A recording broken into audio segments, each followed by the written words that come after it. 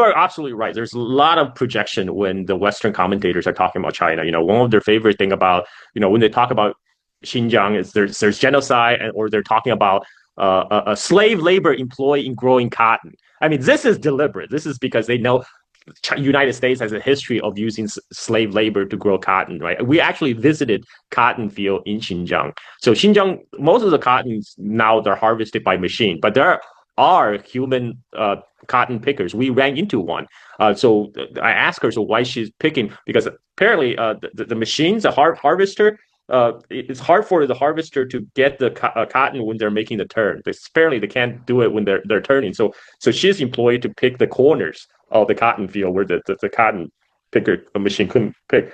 And I also asked her, and she's actually not Uyghur. She's not a local Uyghur. She's from a neighboring province of Gansu.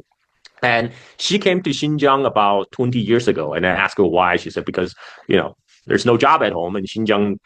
Here I can earn a living, and now I send my son to college. In Xinjiang, and ask her what she preferred better, her hometown in Gansu or in Xinjiang. She said, well, of course I prefer my hometown, but there's no money there, so that's why I come to Xinjiang. That's what people don't realize. Like the actual most of the cotton pickers who are employed to do the manual labor of picking cotton, they're actually not local Uyghurs. They are a lot of the migrant farmers who from even poorer part of China. So Gansu is a lot less economic developed than Xinjiang. So that's why the people from Gansu, those migrant farm workers that travel from Gansu to Xinjiang to pick cottons. And then we talked to a group of Uyghur cotton farmers. They say, oh, their family own about 100 Chinese mu, which is I think is about like six and a half hectares. And he told us how much they spend on fertilizers, the cost, and at the current market price for cotton,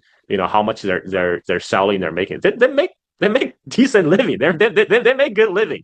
And they're very generous. They offer to invite us for lunch.